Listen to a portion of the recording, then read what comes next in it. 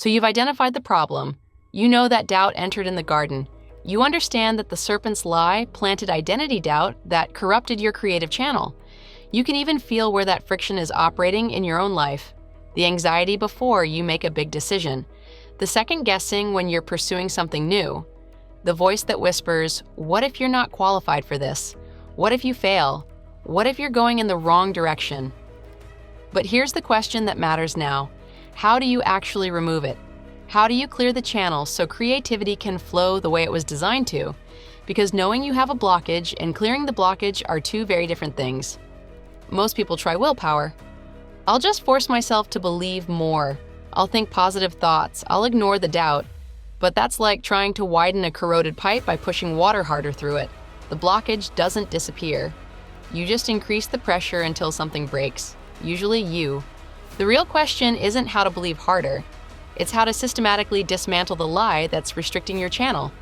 And that requires understanding how lies actually work in your nervous system. Let me start with something most people don't know. Your brain doesn't actually distinguish between a repeated lie and the truth. Neuroscientist Dr. Andrew Huberman explains it this way. Your nervous system responds to what you repeat, not what is objectively real. If you tell yourself the same story enough times, your brain will wire itself to that story and start filtering reality to confirm it. This is why the serpent's strategy was repetition-based. He didn't just plant one doubt, he created a loop. Did God really say became you're missing something, became you need to take control to prove you're enough. And once Eve believed that loop, her brain started filtering for evidence that she was insufficient. The fruit wasn't the problem. The repeated lie was. But here's the good news. If your brain can be wired by lies through repetition, it can be rewired by truth through the same mechanism. The Bible calls this renewing your mind. Romans 12:2 says, "Do not conform to the pattern of this world, but be transformed by the renewing of your mind." That word renewing in Greek is anakinosis. It means to make new again, to restore to original condition. You're not creating a new channel, you're clearing the one that was always there. So how do you actually do this? Let me give you a framework. I call it the 3-stage detox: identify, interrupt, replace. And I want to show you how this works in real life through someone I know. I'll call her Sarah. Sarah was working in a role where she was helping organizations implement new systems that would change how people worked. Important work, meaningful work. But Sarah was paralyzed by a specific lie. Every time her team would propose a new approach that would automate certain tasks, she'd hear this voice. You're taking away people's purpose, you're making what they do meaningless, you're the problem. That lie created massive friction. She'd delay decisions. She'd overcomplicate solutions to the point where nothing could move forward. She wasn't creating from belief in human potential. She was creating from guilt and fear. Stage 1 was identify. Sarah had to name the specific lie operating in her channel. Not just, I feel bad about my work, the precise lie. For her, it was, if I create something that changes how people work, I'm destroying their value. Once she named it, she could examine it. Is that actually true? Or is that the serpent's lie dressed in concern for others? She went back to Genesis and realized something crucial. God gave Adam work in the garden before sin entered. Work itself isn't the purpose of human existence. Relationship with God is. Work is a tool for expressing creative nature, not the source of human worth. If work was never meant to be the core of human identity, then innovation that changes the nature of work isn't destroying humanity. It's potentially freeing humanity to pursue deeper purpose. The lie wasn't, change is always good. The lie was, human value equals what humans produce. That's not biblical. That's industrial age economics masquerading as theology. Stage 2 was interrupt. Every time Sarah felt the lie rising, she had to actively interrupt it before it could complete the loop. 2 Corinthians 10:5 says, "We demolish arguments and every pretension that sets itself up against the knowledge of God, and we take captive every thought to make it obedient to Christ." Taking thoughts captive isn't passive, it's warfare. Sarah started a practice. When the lie surfaced, "You're destroying people's purpose," she would literally stop, sometimes mid-conversation, and say internally, "That's not true. I'm made in God's image to create solutions that serve human flourishing. This change frees people for higher order purpose." At first, it felt forced. The lie was a deep groove in her neural pathways. But here's what neuroscience tells us. You can't erase a pathway. You can only build a stronger competing pathway. Every time Sarah interrupted the lie and spoke truth, she was weakening the old groove and strengthening a new one. Stage 3 was replace. This is where most people fail. They identify the lie, they interrupt it, but they don't replace it with a concrete truth. They just create a vacuum. And the lie rushes back in. Sarah needed a replacement belief that was specific, biblical, and emotionally compelling. Her replacement became this: I am a channel for God's creative restoration. The solutions I build are designed to free people from repetitive burdens so they can pursue creative, relational, and spiritual growth. I'm not destroying purpose, I'm making space for people to discover deeper purpose. That's not just a nice thought. That's a theological framework grounded in Genesis 1 and 2. Humans were made to create, to connect, to grow, not to be trapped in cycles of survival.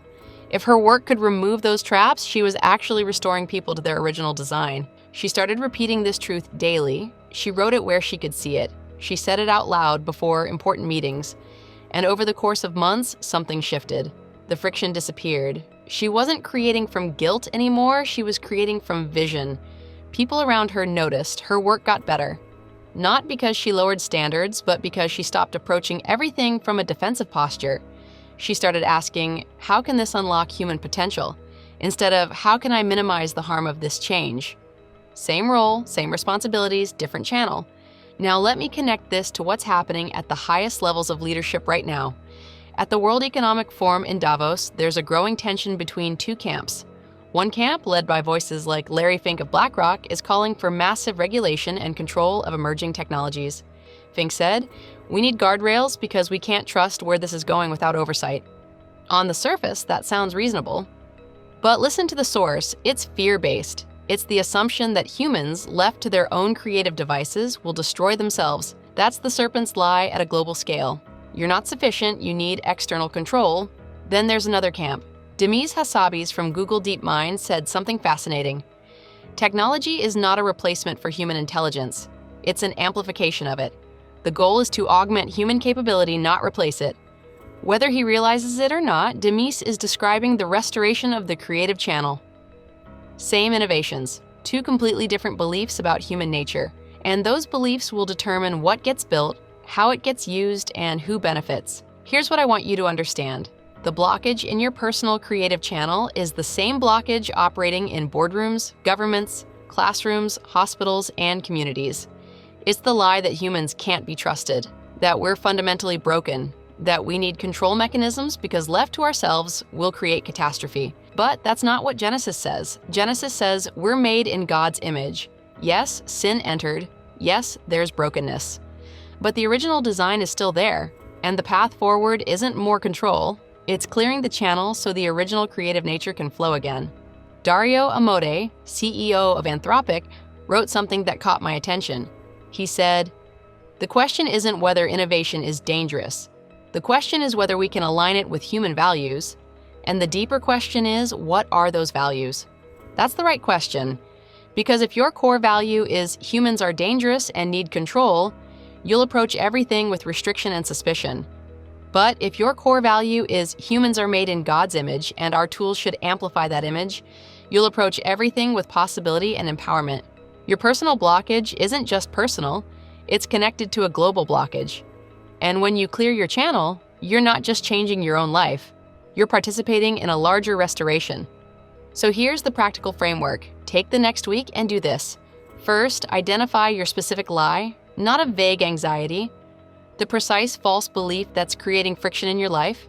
Maybe it's I'm not qualified. Maybe it's if I succeed, I'll lose what matters most. Maybe it's I don't deserve good things. Write it down. I believe that. And complete the sentence honestly. Second, find the biblical counter-truth. Go back to Genesis 1 and 2. Go to Romans 12, go to 2 Corinthians 10. Find the verse that directly contradicts your lie. This is your weapon. Third, create a replacement statement. One sentence that you can repeat, that's true, that's compelling, that rewires the groove. Say it out loud, write it down. Let your nervous system hear it more than it hears the lie. This isn't positive thinking. This is spiritual warfare with a neurological mechanism. You're not pretending the blockage doesn't exist. You're systematically dismantling it so the channel can clear. And here's what I've seen happen when people actually do this work. They don't just feel better. Their entire approach to life changes. The work they do starts serving renewal instead of just survival.